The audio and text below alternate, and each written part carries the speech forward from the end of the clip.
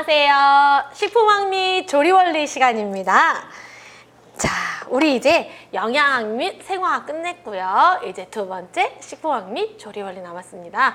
저와 함께 영양사 이제 시험 준비하시는 과목은요. 앞에 설명했던 것처럼 우리 영양학 및 생화학을 하고요.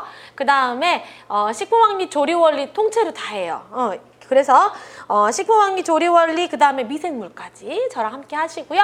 그 다음에 이제 그 위생 파트 있죠. 우리 식품 위생 그리고 위생학하고 그 다음에 관계법규 여기를 같이 공부할 겁니다. 자, 그래서 두 번째 큰 덩어리 식품학 및 조리원리 들어왔습니다.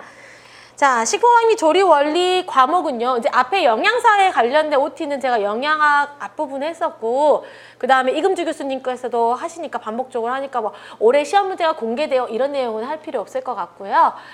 이 과목에 대해서만 살짝 이야기하고 수업 들어갈게요. 자, 식품학 및 조리원리는요. 총 40문제입니다. 40문제. 그죠? 자, 40문제고요. 이 친구는 2교시 시험을 봐요. 2교시 시험 보는 과목이고요. 이 식품학 및 조리 원리는 이제 크게 두 개의 과목으로 나누어져 있지만 여기에 하나 더 숨어 있습니다. 누구? 식품, 미생물이 숨어 있어요.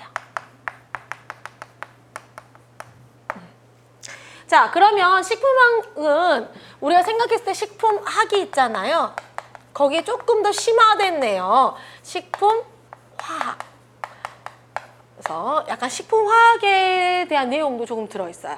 그래서 식품화학 하면 사실 조금 약간 교양처럼 쉬운 부분도 있고요. 식품화학처럼 약간 깊은 부분도 있는데요. 우리 영양사 시험에서는 심하게 식품화학을 막 어렵게 다루는 내용은 아니에요. 왜냐하면 이름 자체도 식품학이라는 표현을 썼잖아요. 그래서 식품의 전반적인 내용들을 살펴보고요.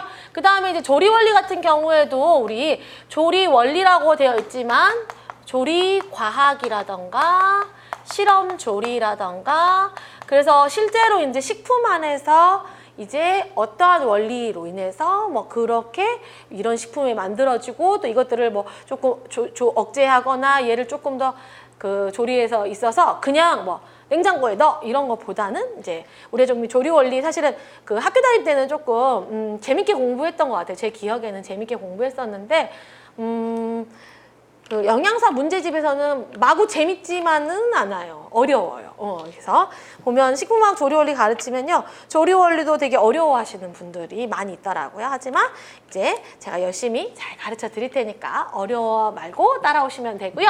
자, 식품 미생물 같은 경우에는 모두 다 포기하는 과목이죠. 자, 포기하시지 마시고 저랑 같이 공부하셨으면 좋겠고요. 여기에서도 또 다만 몇 문제라도 맞추시면 좋을 것 같아요. 자, 왜냐면 이제 문제 비율 한번 보면요. 식품학 같은 경우는 18문제 정도 출제가 되고요. 조리원리는 16개에서 18문제 정도 출제가 돼요. 그러면 이렇게 다 해도 36 정도 되잖아요. 그래서 미생물은요. 4개에서 5문제 출제가 돼요. 바로 버릴 수 있죠. 예. 14문제에서 15문제도 아닌데 이것까지는 너무 많아요. 선생님 하시는 경우 사실은 많거든요. 여기서 한 2개라도 가져옵시다. 그리고 진짜 잘못해서 그날따라 컨디션이 안 좋고 밀려 쓰고 막 이런 거 막 안 좋은 상황들을 생각했을 때 여기에서 한두 문제 맞춰주시면 여러분들 혹시 꽈락이나 이런 걸로 불행한 일이 없었으면 좋겠어요. 그래서 이제 미생물 같은 경우는 제가 이제 미생물은 이제 전공과도 관련되어 있는 부분이기 때문에 최대한 이제 쉽고 미생물이 하고 나면 되게 친숙하다 이렇게 하도록 노력을 할 테니 열심히 보시고 또 이제 문훈당에서 꽤 많은 문제로 예시들이 있어요. 그런 것들 자주 나오는 친구들 이름 정도 기억해 두시면 되고 어차피 주관식이 아니잖아요. 객관식이니까 막 스펠링을 쓸 필요는 없단 말이에요. 그러니까 자꾸 봐도 오라이제, 이 친구 뭐 얘는 뭐 국균이지 뭐 이런 식으로 조금씩 공부하시면 좋을 것 같아요. 자, 그래서 이 총 40문제에서는 이런 비율로 나오게 되고요. 제가 이제 여러분들과 같이 공부를 할 예정입니다. 자, 식품학하고 이제 이 과목들을 쭉 연결해 보면요. 사실은 전부 다 연결돼 있어요. 여러분들 그 연결된 부분들을 잘 생각해 보자면요. 사실 영양학은 이미 끝냈지만 식품학에 이제 우리가 생각하는 당류 또는 탄수화물 가지고 한번 생각을 해볼게요. 어떻게 공부하면 재밌는지. 자, 탄수화물 같은 걸로 공부를 하면요. 우선 식품학에서는요. 자, 탄수화물이란 정의부터 시작해가지고요. C와 H5로 이루어져 있고, 뭐 1대 2대 1의 뭐 비율로 이루어져 있고, 그 다음에 단당, 이당, 소당, 다당 이런 식으로 나간단 말이에요. 단당에는 뭐 글루코스가 있고, 뭐 6탄당이 있고, 5탄당이 있고 이런 식으로 탄수화물의 종류에 대해서 배우게 되고요. 그 다음에 다당 파트에 가면 이제 제일 조금 많이 배우는 게 전분. 우리가 알고 있는 것처럼 전분을 이제 뭐 호화를 시켰을 때 이 전분의 구조가 좀 어떻게 바뀌고, 그 다음에 다시 딱딱해졌을 때 어떻게 바뀌고 이런 친구도 있잖아요. 요런 약간 탄수화물의 변화 이런 것들을 살짝 배운단 말이에요. 이게 이제 식품학이에요. 식품학. 식품학은 이런 거야. 야, 메가당은 누구랑 누구랑 결합했어? 그럼, 포도당이랑 포도당이 알파 1사 결합한 거. 이런 게 식품학의 이 탄수화물의 내용이고요. 그럼 조리 원리로 가볼게요. 조리 원리로 가면은 이제 막 곡류, 서류, 당류로부터 시작해요. 조리 원리를 하면 이 내용이 그대로 알고 있는 상태로 와야 돼요. 그래서 이 당을 가지고 이 식품에 적용하는 원리들을 보시면 뭐 호화, 그렇죠? 이렇게 끓이는 거, 그 다음에 노화, 떡이 굳는 거, 당화, 캔디 같은 거, 젤화, 묵 같은 거, 그 다음에 호정화, 우리 뭐냐면 뻥튀기 같은 거 이런 식으로 이렇게 식품에 있는 이 탄수화물을 이렇게 각각으로 우리 식품에 적용하는 거예요. 그러면은 호화했으면 뭐 예를 들어 뭐 밥을 짓는다거나 그러면은 쌀이었었는데 쌀에다가 물을 불려가지고 물 넣고 끓이니까 밥이 됐잖아요. 이런 호화가 됐다. 뭐 이렇게 생각하잖아요. 다시 또 이제 뭐 떡이 있었는데 그거를 일정 시간 식탁에 놔뒀더니 딱딱해졌다. 노화가 일어났네. 이런 것도 있잖아요. 당화, 제로화, 호정화까지 이렇게 각각의 이제 탄수화물에 대한 내용을 이제 식품에 적용하는 게 조리 원리예요. 그러면 영양학 파트에 가볼게요. 이 탄수화물의 영양학 파트는 우리 이제 다 배웠으니까 요거 보면은 입에서 씹으면은 무슨 요소가 나오니? 프티알린이 나왔어. 내려가서 위에서는 별로 효과가 없어. 그 다음에 이제 뭐 소장에 가가지고 어떤 소화 과정을 거쳐서 잘라져가지고 그 다음에 탄수화물을 안 먹으면 뭐 케톤증이 와. 탄수화물을 많이 먹으면 또 탄수화물 대사에 필요한 호르몬은 인슐린이야. 이런 거를 배우는 게 영양학이에요. 그럼 생화학은 뭐냐? 그 다음에 다 잘라졌어요. 다 소화를 거치니까 마지막 누가 나왔어? 포도당이 나왔어. 자, 포도당이 이제 에너지가 될 거야. 에너지를 만들 거야. 그러니까 해당을 거쳐서 TCA를 지나서 전자전달계를 가니 뭐 32ATP가 이런 걸 배우는 게 생화학이에요. 그렇죠? 여러분들 쭉 그림 그려지시죠? 그래서 하나의 영양소를 가지고 탄수화물이라는 영양소를 가지고 식품학 파트에서 어떤 거를 배우고 그다음에 조리 원리, 영양학, 생화학이 전부 다 내가 지금 여기 있는 쌀알 하나가 밥을 지어서 내가 입에 먹고 그걸 통해서 힘이 나는 데까지 하는 것들이 전부 다 연결되어 있어요. 그래서 되게 재밌다. 이렇게 생각하시면 좋겠어요. 공부하실 때. 그래서 연결지어서 너무 힘들어 하시지 마시고 이런 내용을 공부하는구나, 이런 내용 공부하는구나 파악하시면 공부하면 훨씬 도움이 될 거라고 생각을 합니다. 자, 잔소리는 여기까지 하고요. 그죠? 자, 이제 식품학을 완전 정복해 보겠습니다. 저는 지금 현재 저희 대방고시학원에서도 공무원, 그죠? 위생지 또는 그 다음에 연구사 과목에 식품화학이 있어서 식품화학 개론을 가르치고 있어요. 그렇기 때문에 우리 영양사 식품학 정도는 정말 누워서 떡 먹기라고 말하면서 여러분들 그래서 공부하시면서 힘들고 어려운 점 있거나 궁금하신 거 있으시면 저한테 많이 질문하셔도 됩니다. 자, 그러면 우리 목차 한번 봐볼까요? 자, 식품학 및 조리 원리 목차를 보면요. 01번부터 16번까지 나와 있는데요. 01번에 개요라고 써져 있잖아요. 그리고 02번에 보시면 수분이라고 써져 있어요. 근데 01번의 개요는 조리 원리예요. 여기에는 뭐 대류, 복사 뭐 이런 거부터 해서 한 스푼은 얼마야, 뭐 한 컵은 200ml야, 200cc야, 뭐 이런 거 나오는 게 개요 파트여가지고요. 이거는 조리 원리 스타트 할 때 할 거예요. 그러면 02부터요. 몇 번이냐면 06에 보면은 식품의 색과 향미라고 써져 있죠. 식품의 색과 향미. 여기까지가 누구다? 이 친구가 식품학이에요. 식품학. 식품학. 그럼 01부터 07, 그죠? 공유, 서류, 당류 이렇게 들어가잖아요. 이렇게 당류부터 해가지고 쭉 내려가서 몇 번까지? 15번까지가 여기가 바로 이렇게 합쳐서 얘가 조리원리. 마지막에 16번이 미생물입니다. 이렇게 나눠져 있어요. 자, 그러면 수업은 어떻게 진행할 거냐? 먼저 수분부터 들어가요. 식품학 2, 3, 4, 5, 6을 공부한 다음에 그 다음에 조리원리 1번, 7번, 8번, 9번, 10 이렇게 공부할 거야. 이해하셨죠? 자, 그래서 오늘은 수분합니다. 자, 식품학 파트에서는 가장 먼저 수분에 대해서 나와요. 영양학 마지막에 나왔던 수분과 같은 수분이에요. 근데 공부하는 내용이 달라요. 자, 오늘 이제 수분에 대한 내용을 먼저 살펴볼 건데요. 자, 수분 파트는 여러분들 식품학 문제에서 무조건 시험에 나와요. 자신 있게 제가 자신 있게 말하는 거 별로 많지 않아요. 그죠? 나온다고 했다가 안 나올까 봐 제가 생각보다 되게 소심하거든요. 그래서 자신 있게 말하는 거 많지 않은데 수분은 무조건 하나, 두 개 정도 나와요. 그러니까 여러분들 근데 수분은 범위가 되게 작아요. 문제도 10개밖에 없어요. 그러니까 이렇게 작은 범위로 공부해 두시면 큰 범위에서 한 개 나오는 것보다 훨씬 이득이 있어요. 그죠? 효과적이야. 자, 그러면 수분 파트부터 봅시다.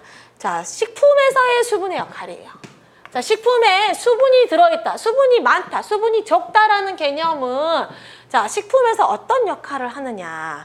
노란색으로 포인트 적어놨어요. 보시면 첫 번째, 식품 성분 간 또는 외부에서 들어오는 화학 성분 간에 일어나는 여러 가지 화학적 변화에서 용매로서 작용한다. 1번 용매.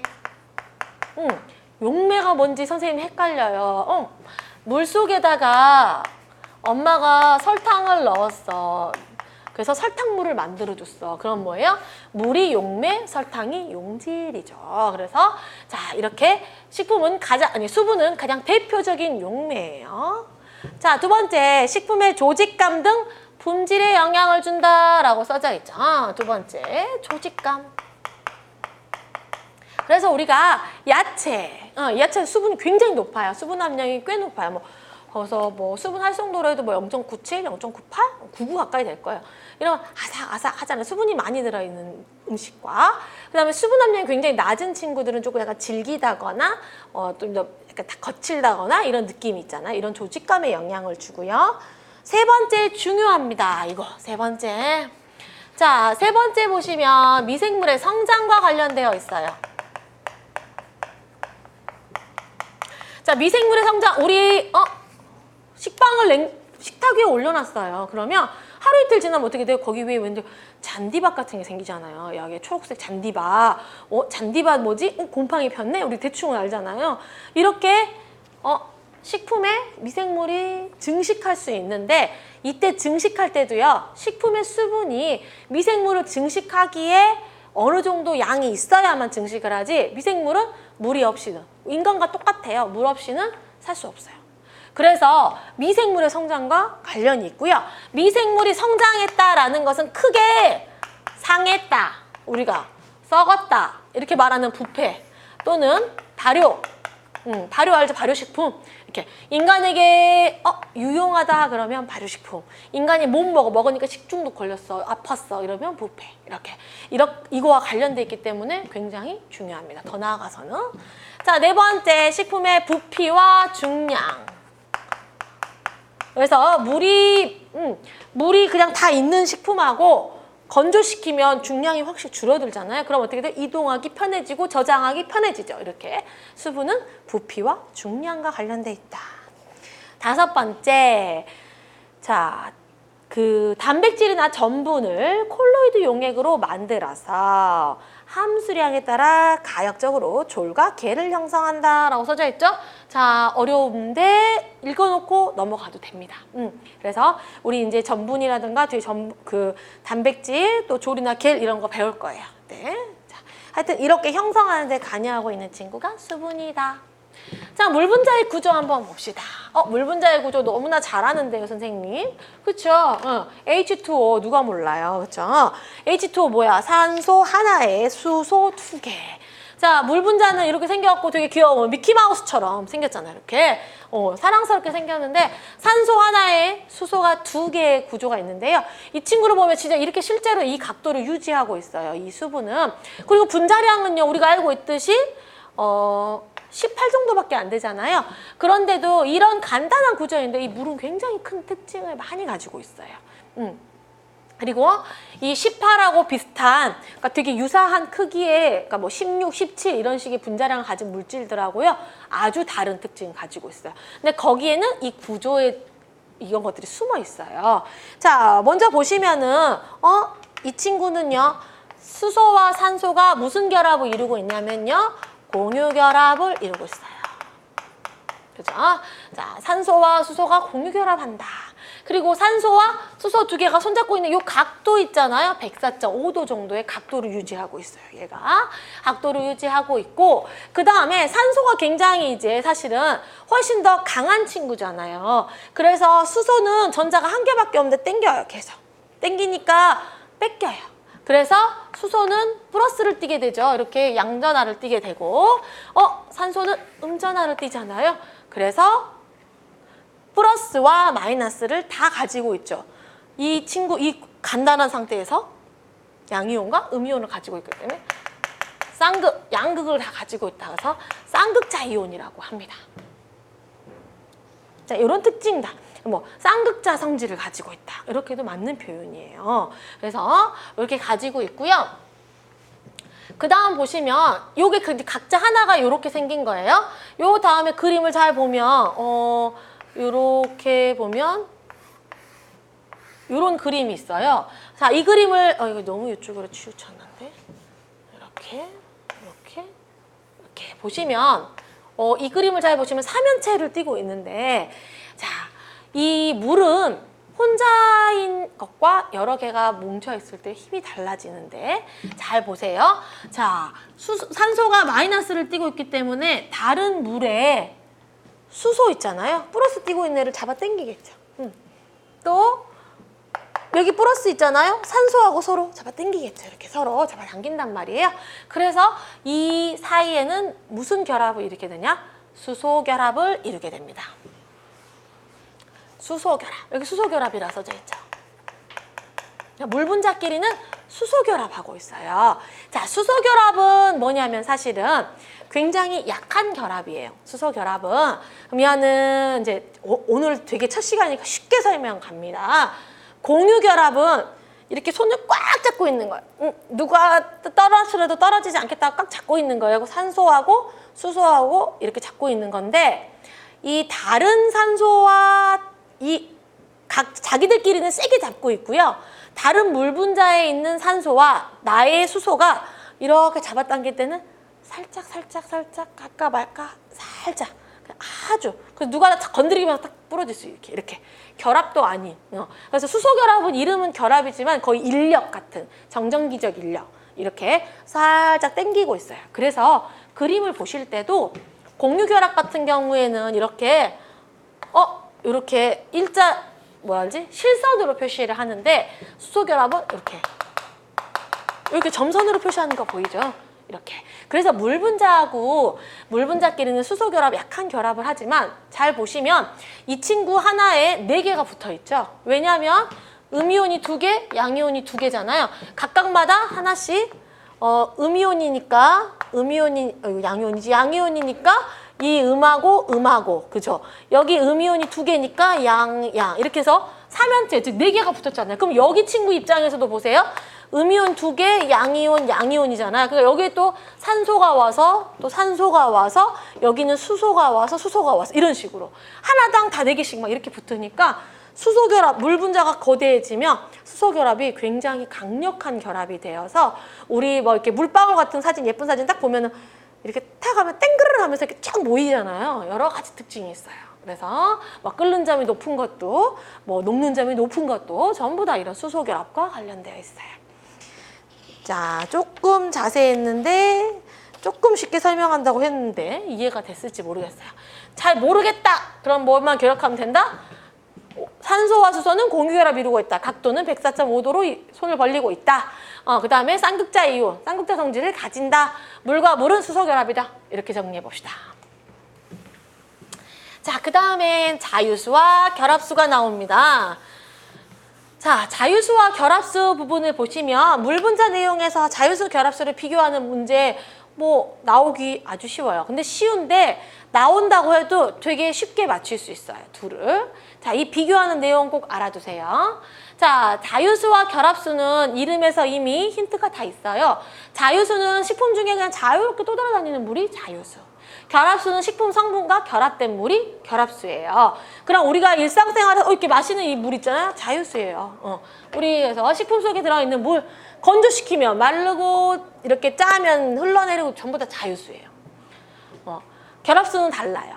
자, 그럼 자유수와 결합수를 비교해 봅시다. 첫 번째, 극성이 크기 때문에 용질에 대해서 용매로 작용한다. 누가? 자유수가. 그럼 앞에 있는 이 물의 특징은 다 자유수의 특징이에요. 결합수와 달라요. 용질에 대해서 용매로 작용하지 않아요. 결합수는.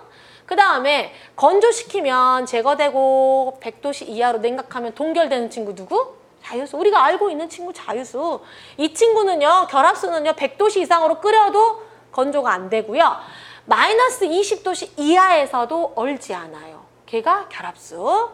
그 다음에 4도씨에서, 자, 온도 중에서도 4도씨에서 밀도가 가장 크고요. 동결에 의해서 부피. 우리 물을 이렇게 가득 채운 다음에 냉동실에 넣어보세요. 그러면 물뚜껑이 뽕 날라가죠. 왜? 얼음이 되면서 부피가 팽창하잖아요. 이렇게 하는 친구는 자유수. 그 다음에 결합수는 자유수보다 밀도가 큼이라고 써져 있잖아요. 이 부분은 하나 더 정리하면 돼요. 자, 밀도의 식은 뭐예요? 부피분의 질량이죠. 자, 그래서 부피분의 질량이 밀도인데 자유수와 결합수의 밀도를 비교해보면 결합수의 입장에서 보세요. 결합수는 식품 성분과 결합해 있어요. 그렇기 때문에 이 결합수는요, 질량이 자유수보다 높아요. 왜? 식품 성분하고 결합돼 있으니까. 그래서 자유수보다 밀도가 크다. 그 다음에 쌍극자로서 전자파에 의해서 분자가 회전해가지고 발열에 관여한 친구 누구? 자유수. 전자파에 의해서 부자회전이 제한되어서 가열되지 않는 친구 누구? 결합수. 식품 성분과 관계없이 이동 가능해요. 물을 이동할 수 있죠, 자유롭게. 그건 자유수. 식품 성분이 움직일 때 같이 움직이는 친구가 누구다? 결합수. 그래서 성분이 침전, 점도, 확산 등에 일어날 때 이동해요. 그 다음에 미생물의 여기 중요하다. 자, 여기 별표. 아까도 별표했어요. 미생물의 번식과 성장에 이용 가능한 친구 자유수예요. 미생물의 번식과 성장에 이용 불가능해요. 이 부분 보기에 자주 나와요.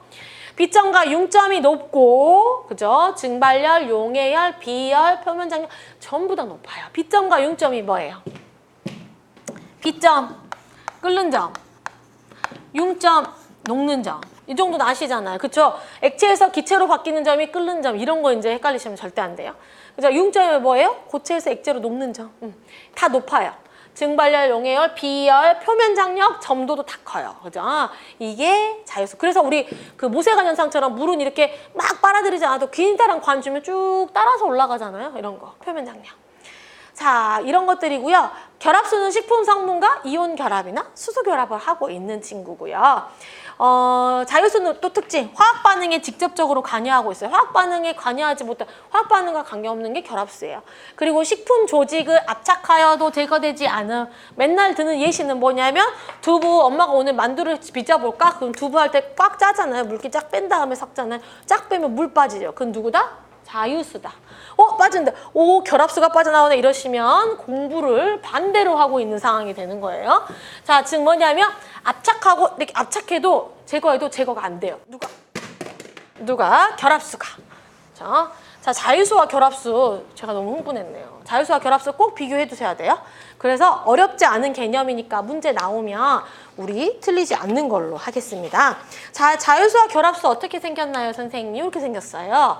자, 여기에 당질, 단백질 이런 식품 성분들이 있고 식품 성분을 둘러싸고 있다는 건 뭐예요? 식품 성분하고 이렇게 결합되어 있는 물이 누구다? 결합수. 이렇게 물이 하나 결합되어 있는데 그 위에 또 이렇게 물과 물끼리 결합할 수 있어요. 이런 물과 물끼리 결합하고 있거나 살짝 결합하고 결합수만큼 강하진 않지만 어떤 성분하고 결합이 되어 있거나 또는 이 물에서 물과 이렇게 결합되어 있는 이런 것을 준결합수. 결합되지 않는 친구를 자유수. 이렇게 식품 안에서 분포하고 있어요. 실제적으로 생각해 보세요. 자유수가 가장 많겠죠. 이런 다른 친구들보다. 자, 그 다음 개념 보세요. 수분 활성도입니다. 자, 우리 문제풀이 시간에는 여러분들 잘 알고 있듯이 핵심 이론만 하고 넘어갑니다. 왜냐면 우리 이제 그 이론, 문운당 이론 수업을 따로 하게 되면 이제 찬찬히 모든 이론적인 내용들을 순서대로 가르칠 거고요. 우리 문제풀이에서는 꼭 알아야 될 핵심 이론을 한번 하고요.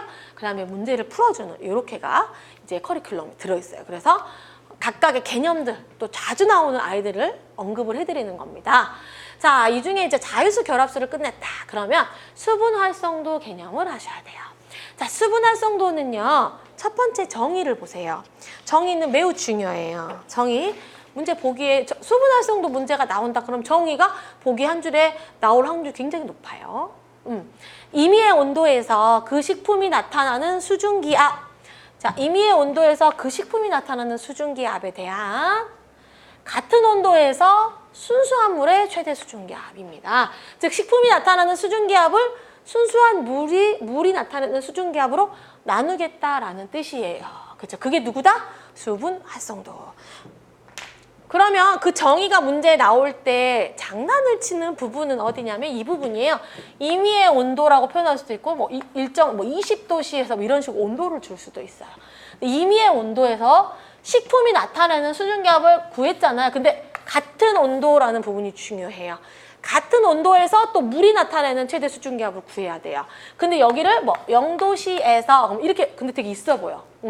임의의 온도에서 그 식품이 나타내는 수증기압에 대한 0도씨에서의 순수한 물의 최대 수증기압 있어 보이죠? 그죠? 0도씨 하면 안 된다. 뭐 100도씨 안 된다. 수증기압이니까 왠지 100도씨 안 된다. 그 말이에요. 요점은 앞의 온도와 뒤의 온도가 같아야 돼요. 자, 그래서 분자에는 누가 간다? 식품의 수증기압. 분모에는 식품과 같은 온도에서 나오는 순수한 물의 수증기압입니다. 자, 이렇게 해서 수분 활성도를 구할 수 있는데요. 이 수분 활성도는 우리가 잘 생각해 보세요. 순수한 물하고 여기에다 만약에 소금을 넣었어요.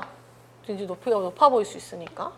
소금을 집어넣었어요. 소금을 넣으면 순수한 물의 수증기압과 소금물의 수증기압은 누가 더 낮아요? 소금물이 낮겠죠. 물의 수증기압보다. 그러면 그 말은 뭐냐면 소금이라는 용질이 들어가니까 용질의 양이 높아지니까 수분 활성도 이제 약자로 우리가 AW라고 할게요. 워터 액티비티 있죠? AW가 낮아진다라는 거 알았어요. 이게 누구예요? 라우레 법칙. 라우레 법칙 우리 중간고사 때 푼 적 있는데 자 보시면 라우레 법칙 공식은 이거예요. 위에 용매의 몰수, 밑에는 용매의 몰수와 용질의 몰수를 더한 값. 다시 한번 써보면 AW는 용매의 몰수 플러스 용질의 몰수 위쪽에는 용매의 몰수. 자, 이 공식에 넣으면 이론상의 수분 활성도 값을 구할 수 있다라는 게 라우레 법칙이에요. 말 그대로 이상적인 상태에서. 자, 그러면 여기처럼 용질이 많아지면 이 식을 보세요. 용질이 어디에 있어요? 여기 있잖아. 이게 높아지면 어떻게 해? AW는 낮아지겠죠. 분모가 커지니까 이렇게. 그래서 일치하죠. 그래서 수분 활성도를 낮추는 방법은 그러면 용질을 많이 넣어주면 돼요. 그죠? 용매를 줄여주면 되고. 그죠? 이렇게. 자, 이렇게 라우레 법칙에 있는 거 시험에 계산하는 방법이 나올 수 있어요. 계산하는 방법 한번 하고 가야 돼요. 계산하는 방법이 문제로 있나? 없네요. 자, 그러면 계산 한번 해봅시다. 예시. 자, Q를 하나 보면 16% 수분과 12% 소금을 함유한 식품의 AW를 구하세요. 이런 문제입니다. 그죠? 16% 수분과 12% 소금을 하며 AW를 구해요. 그러면 각각에 대해서 누구를 알면 돼요? 몰수를 알면 돼요. 되게 쉽게 이야기하시네요. 이렇게 생각할 수 있잖아요. 그러면 그 다음에 가로를 줘요. 먼저 뭘 주냐면요. 수분인 H2O의 분자량을 알려줘요. 18 이렇게. 그 다음에 소금은 뭐예요? NaCl의 분자량 뭐 58.4. 저는 주로 이렇게 외우거든요. 이렇게 58.44 이렇게 표현할 수도 있어요. 이렇게 분자량을 주어지게 되고요. 분자량에 이제 분자량만 알면 함량을 알고 있잖아요. 그렇기 때문에 몰수를 구할 수가 있어요. 자, 그러면 식에다가 넣어볼게요. AW. 용매의 몰수 분자량 18분에 수분이 얼마 들어있어요? 16. 이렇게 18분의 16. 용매의 몰수 18분의 16. 다음에 용질의 몰수 얼마 들어있냐? 분자량 58.4분의 12. 이렇게. 그래서 계산하면 됩니다. 이거 어떻게 계산해요? 하시면 제가 더 이상 드릴 말씀이 없습니다. 시간 관계상 여기까지 식을 적어드리면 여러분들 손으로 꼭 풀어보셔야 돼요. 영양사 시험 보러 갈 때 막 계산기를 들고 갈 수 없던 것 같은데 없어요. 없어요. 그러니까 손으로 꼭 풀어보세요. 이렇게 해서 AW를 구할 수 있어요. 그러면 뭐가 나와도 할 수 있어요. 예를 들어 뭐 포도당을 물어봤다. 주로 나오는 거 소금, 포도당, 180, 그 다음에 설탕, 342 이런 거 나옵니다. 분자량을 주어줘요. 많이. 자, 이렇게 구하는 게 수분 활성도입니다.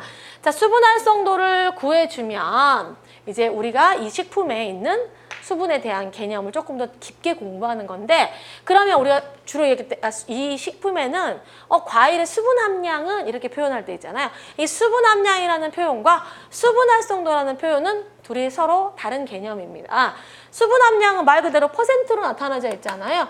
그러면 수분 함량은 측정하는 방법 자체가 뭐냐면 식품을 한 105도씨 정도에다가 따뜻하게 뜨겁게 가열을 하면 물이 다 빠져나가겠죠. 물이 빠져나가고 다른 친구들은 있지만 물이 나가면 처음에는 100g이었는데 105도씨에다가 계속 일정 시간 놔두면 수분이 다 날아가고 50g 정도 나왔다. 그러면 수분이 50g 있었어. 그러면 몇 퍼센트예요? 50%가 수분 함량이에요. 이렇게 구하는 게 수분 함량이에요. 근데 이 수분 함량은요. 이렇게 식품을 놔두게 되면 계속 지금 오늘 약간 되게 습하거든요. 사실은. 습하면 이렇게 뭐 장마 있고 막 이러면 우리 식품 놔두면 눅눅해진다 이렇게 말하잖아요. 눅눅해진 거는 밖에 있는 외부에 있는 수분을 흡습하는 거잖아요. 흡습과 탈습이 계속 이루어지면서 수분 함량의 숫자는 계속 바뀌어요. 그래서 이 식품은 이름은 똑같아요. 식빵. 이 식빵은 여기에 놔둔 거하고 다른 곳에 놔둔 거하고 다른 온도에 놔둔 거하고 다른 지역에 놔둔 거하고 전부 다 달라져요. 그게 수분 함량이어서 그렇게 표현하는 것보다 수분 활성도로 표시하는 것이 훨씬 더 정확한 표현이다라고 하는 겁니다. 자, 그러면 여러분들이 숫자를 이렇게 있을 때 책에는 이제 뭐 어떤 교재라든가 수분 함량과 수분 활성도가 다 나올 수 있고요. 각각을 비교해 놓은 걸 잘 보세요. 학생들이 오해하는 부분 중에 하나 뭐냐면 채소와 과일을 보면요. 수분 함량이 이 친구를 보면 과일과 채소가 수분 함량이 90에서 97%고요. 활성도도 0.97에서 0.99 정도 되잖아요. 그러다 보니까 얘하고 비슷하구나 이렇게 생각하시면 안 돼요. 가장 자주 나오는 게 건조 과일이에요. 건조 과일 같은 경우 우리 건조 과일 아주 말린 과일, 말린 과일 먹으면 요즘에 막 뉴스에 나오잖아요. 말린 과일 절대 다이어트 식품 아니에요. 막 이런 거 나오잖아요. 그래서 말린 과일은 수분 함량으로는 18에서 22%인데 수분 활성도 꽤 높아요. 0.72에서 0.80 정도 돼요. 그렇죠? 이 숫자가 비례하는 거 아닙니다. 그래서 가끔 이제 문제 보기 중에 수분 함량이 뭐 얼마 이상이다 뭐 이런 표현들이 있어서 넣어놨으니까 보시면 돼요. 그렇죠? 그래서 뭐 비스켓 이런 것들이 수분 함량 굉장히 낮아요. 그죠? 그런 거 낮고 각각 됐습니다. 그 다음에 등원 흡습 탈습 곡선. 자, 우리 등원 흡습 탈습 곡선 우리 많이 보신 적 있죠? 우리 이전에 식품화학 시간에 다 배우셨던 내용이에요. 자, 등원 탈습 흡습 곡선은 여러분들 이제 다시 복습한다 생각하고 내가 대학교 때 배웠던 거를 복습한다 생각하고 개념 잡고 등원 흡습 탈습 곡선 중요한 점은 등원 흡습 탈습 곡선이 1번, 2번, 1영역, 2영역, 3영역으로 나누어져 있는데 각각의 영역의 특징 꼭 기억해 두셔야 돼요. 그래서 문제는 이런 그림이 나오기보다는 1영역은 이러이러한 결합을 이루고 있고 이러이러한 특징이 있다라고 했을 때 틀린지 맞는지를 구분해 내셔야 돼요. 자, 먼저 등원 흡습 탈습 곡선을 보시면은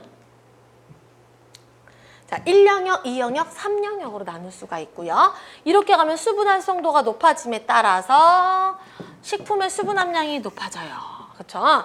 자, 1영역과 2영역과 3영역을 보시면 우선 1영역은 되게 수분이 없는 영역이다 이렇게 생각하면 되고 2영역, 3영역으로 갈수록 물이 되게 많은 영역이죠. 이거 너무 표시를 이렇게 너무 심하게 했구나. 이 정도?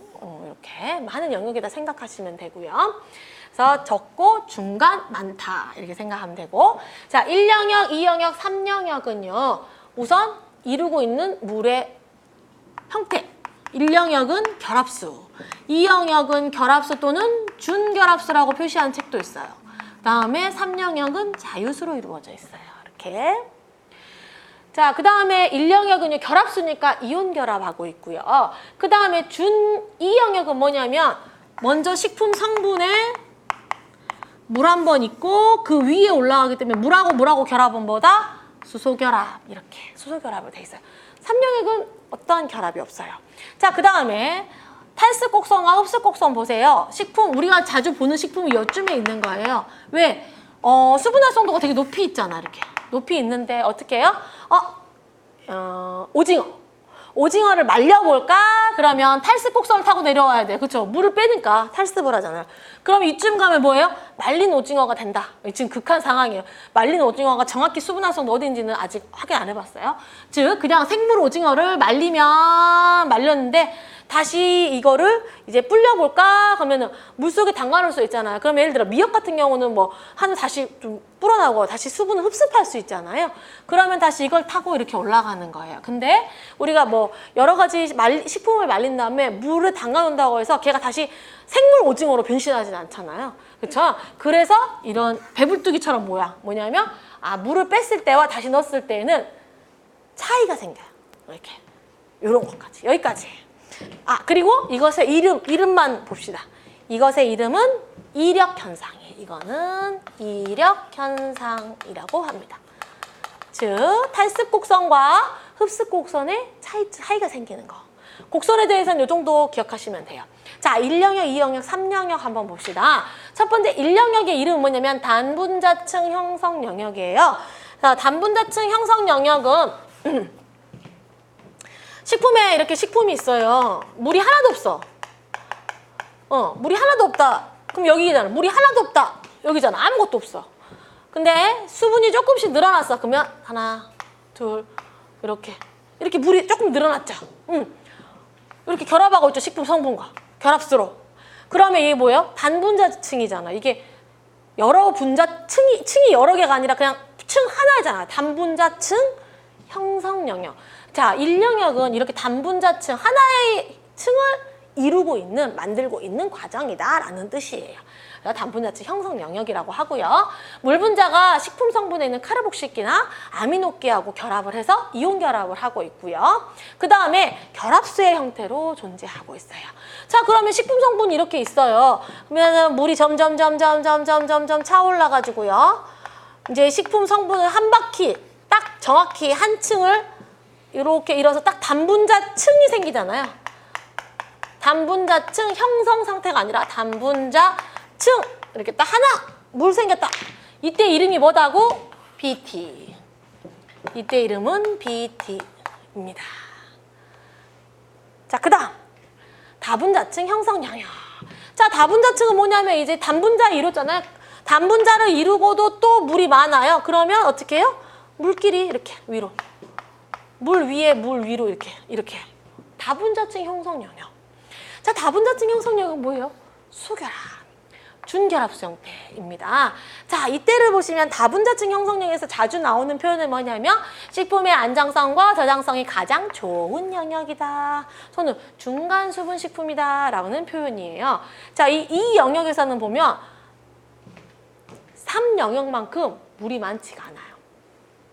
그러니까 3영역처럼 미생물이 3영역에서 잘 자라거든요. 그러니까 이 영역에서는 아직 미생물이 안 자라요. 그럼 어떻게 돼요? 부패되거나 뭐 발효되거나 이렇게 썩지 않는다는 거예요. 거기다가 효소 반응, 그러니까 식품 안에서 효소 반응이 일어날 수 있죠.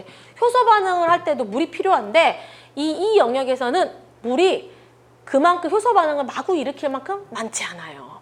그런데 잘 생각해 보면 앞에 있는 1영역만큼 물이 적지는 않고 물은 어느 정도 있으면서 미생물도 잘 안 자라고 그 다음에 효소 반응도 잘 안 일어나고 그러니까 뭐야? 중간 수분 식품이다라고 표현해요.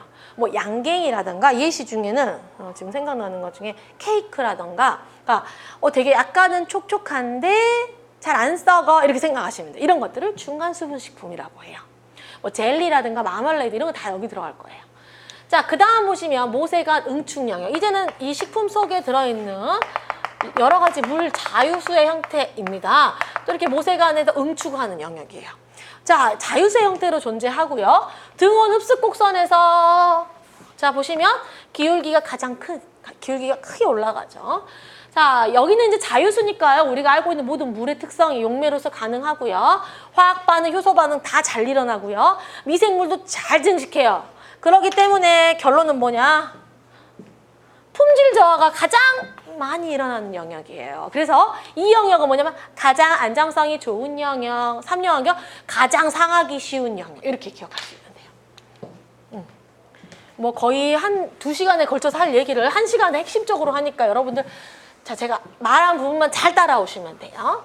자, 그 다음 보세요. 자, 수분 활성도와 식품의 변화 곡선 부분인데 이런 표현은 보기에 나와 있기 때문에 여러분들이 패턴을 기억하시면 돼요. 우선 이 그래프를 보는 방법은요. 여기 주황색이 요게 뭐냐면 지금 방금 전에 앞에 있었던 요거예요. 등원 흡습 곡선이에요. 여기 뒤에 이게. 자, 등원 흡습 곡선이고요.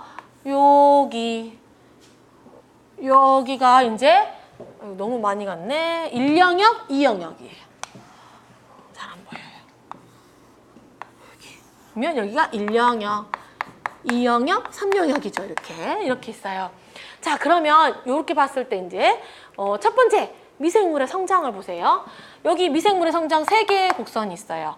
제일 아래 있는 게 누구냐면 제일 낮은 거 0.8이라고 했는데 누구겠어요? 0.8? 곰팡이. 자, 일반적으로 곰팡이는요. 수분 활성도 0.8 이상은 있어야만 자랄 수 있어요. 그 다음에 효모는요. 0.88 이상 있어야 돼요. 세균은 0.9 넘어야 돼요. 그래야만 자랄 수 있어요. 그 말은 뭐냐면 이것보다 안 되면 안 자라. 그렇기 때문에 이 영역은 품질이 좋은 영역. 3영역은 품질이 금방 떨어지는 영역. 이렇게. 그러면 여러분들은 요거 숫자를 기억해야 돼요. 이거. 시험에 나와요. 자, 그래서 일반 세균 0.9, 효모 0.88, 곰팡이 0.8. 그 다음 여기까지는 일반적인 친구들이고요. 특별한 친구들이 있어요. 내건성 곰팡이라고 되어 있죠. 0.65. 그 다음에 내삼투합성 효모 0.60. 이런 친구들. 그래서 각각의 이거는 뭐냐면 요 정도의 물은 최저 수분 활성도. 어디에 필요한? 증식. 얘가 얘가 아이를 낳을 수 있는데, 얘가 증식할 수 있는데 필요한 최저 수분 활성도가 요건 있어야 돼. 우리는 뭐 해야 돼? 이해하고 숫자를 암기해야 돼. 자, 그 다음에 효소 반응 보세요. 효소 반응은 여기 있는 요 점점점점 곡선인데요. 뭐냐면 그러니까 수분 활성도와 비례해서 증가하고요. 자, 비효소적 반응이라고 되어 있는 부분 보세요. 이거는 우리가 뒤에서 배울 갈변 반응하고 관련되어 있어요. 갈변 반응. 그 다음에 마이야르 반응. 마이야르 반응과 관련되어 있어요. 자, 그래서 이 갈변 반응은 색과 갈변 파트에서 배우게 될 건데 이 마이야르 반응은 이제 수분이 너무 없는 곳에서는 일어나지 않고요. 어느 정도에서 많이 일어나냐면 이 그래프가 요거예요. 자, 0.2 이하에서는 마이야르 반응, 즉 갈변 반응이 일어나지 않고요. 0.2가 넘어서요.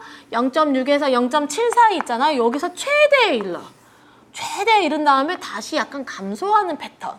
이게 마이야르 반응이에요. 그래서 0.6에서 0.7에서 최대다. 이거 외우셔야 돼요. 이후에는 좀 떨어져요. 왜냐하면 물이 너무 많아져가지고 이 마이야르 반응을 일으키는 물질들이 좀 희석돼요. 그래서 좀 떨어지는 거예요.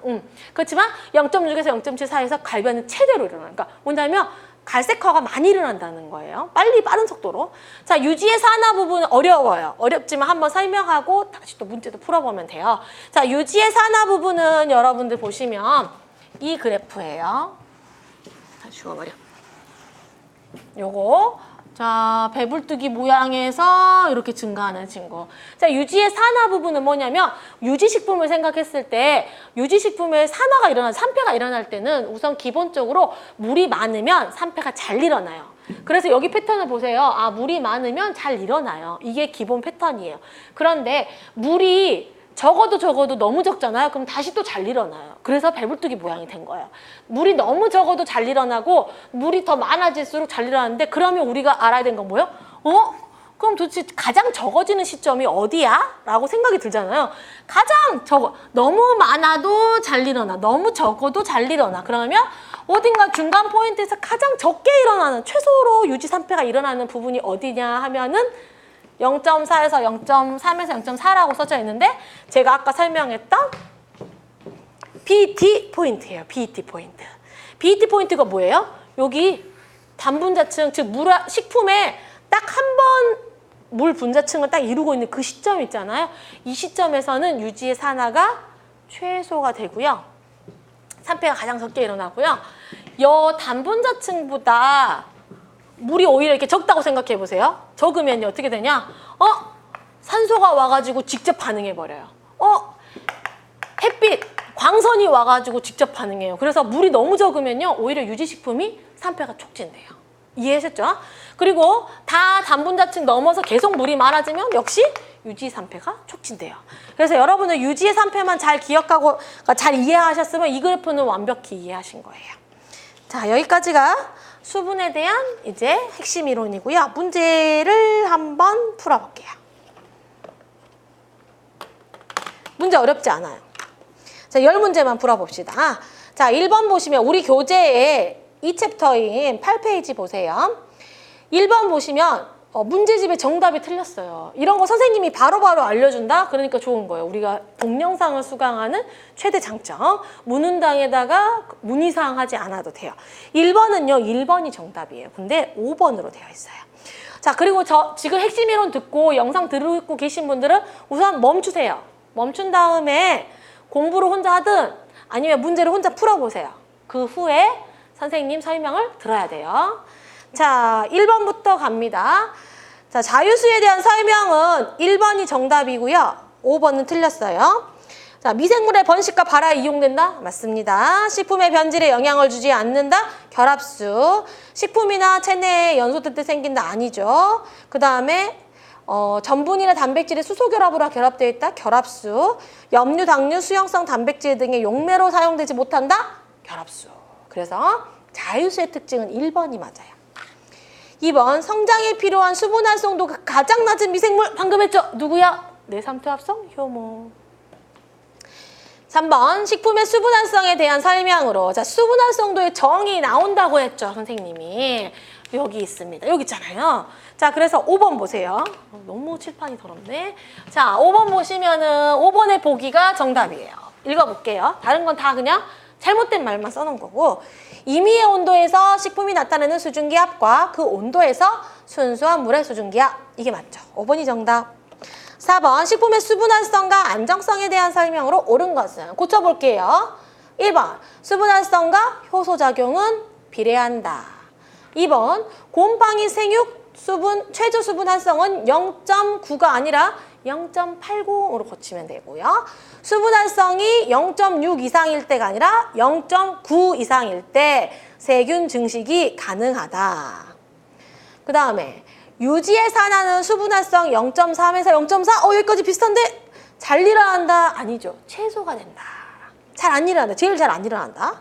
5번, 비효소적 갈변 반응, 마이야르 반응 같은 것은 수분 활성 0.6에서 0.7에서 최대로 일어난다? 맞죠. 5번 정답. 5번, 생선을 염장할 때 염장이 뭐예요? 생선 넣고 소금 뿌려. 그렇죠? 염장을 할 때 탈수작용에 의해서 결합수의 양은 자 소금을 뿌리면 어떻게 돼요? 요거 생화학에 나왔던 내용인데 그쵸? 이거 뭐야?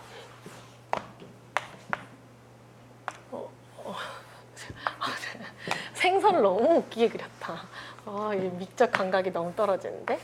자, 이렇게 생선 생겼잖아요. 여기다가 소금을 뿌리게 되면 생선 내부는 저농도, 위에는 고농도가 되죠. 배추에다 소금 뿌린 거하고 똑같아요. 그러면 물이 밖으로 나가게 돼요. 그러면 생선 입장에서는 탈수가 일어나죠.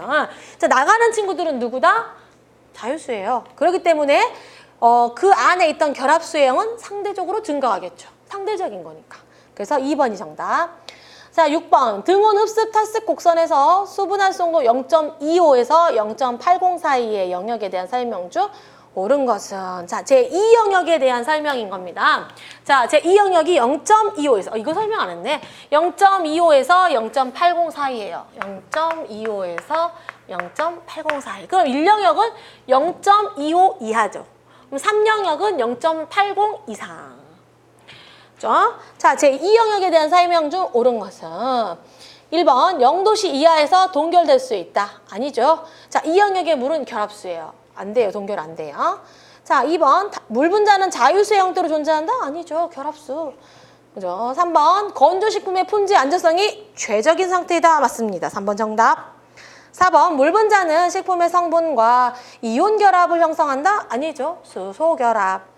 화학 반응, 효소 반응, 미생물의 증식이 일어나는 영역은 누구다? 3영역입니다. 3영역. 자, 이렇게 푸는 거예요. 이런 문제는. 6번은 3번이 정답. 7번 수분 활성도에 관한 설명으로 옳은 것은 건조과일의 수분 활성도는 얼마다? 0.72에서 0.80이다. 건조과일 0.72에서 0.80. 자, 과일이나 채소의 AW 얼마다? 0.97에서 0.99다. 순수한 물의 AW는 1이므로 식품의 AW는 1보다 크다? 절대 안 돼요. 그쵸? 순수한 물에 여기 보세요. 순수한 물의 AW가 1이에요. 근데 우리가 먹는 모든 식품은 물보다는 수분이 적어요. 그것도 여기는 무조건 1보다 작기 때문에 AW는 1인 친구는 누구다? 물. 식품의 AW는 무조건 1보다 작아요. 물보다 같거나 작다가 아니라는 거예요. 여기서 작다라는 표현을 같거나 작다고 생각하시면 절대 안 돼요. 물을 제외한 식품은 모두 다 1보다 작아요. 물보다 클 수도 없어요. 그러면 0.9999999999999 밤새도록 9999까지는 되는데 1은 안 된다는 거예요. 왜? 물이 아니니까. 이해하셨죠? 절대. 이런 문제 절대 헷갈리지 않기. AW가 0.6에서 0.7일 때 비효소적 갈변 반응의 속도는 최대. 정답. 4번 정답. 5번 지질은 단분자층 수분 함량이 0.3 정도일 때 산화되기 어렵다죠. 어렵다. 최소이다. 이때가 어디니까? BT 포인트니까. 8번 결합수의 설명을 옳은 것은 0도씨 이하에서 쉽게 동결되지 않나요? 보통의 물보다 밀도가 큽니다. 수중기압이 보통의 물보다 낮아요. 그쵸? 수중기압이 아까 봤잖아요. 소금이 들어있잖아요. 이게 식품 성분과, 왜냐하면 식품 성분하고 물이 결합되어 있잖아요. 그러니까 얘가 쉽게 수증기화가 안 돼요. 기화가 잘 안 돼요. 그래서 낮아요. 흡습, 방습에 의해서 변동되기 어려워요. 압착이나 건조해서 쉽게 제거될 수 없어요. 그죠? 결합수에 대한 거 다 이해하기, 이게 문제 풀어보시니까 확실히 다지기가 되죠. 9번 등온 흡습, 탈습 곡선에 대한 설명도 고쳐볼게요. 자, 수분 활성도 0.25 이하의 영역, 1영역이에요. 1영역. 곰팡이의 성장이 불가능하다. 수분 활성도 0.25에서 0.8 사이는 2영역이에요. 여기서 물 분자는 결합수로 존재한다. 3번 건조식품의 안정성이 가장 큰 영역은 2영역이었죠.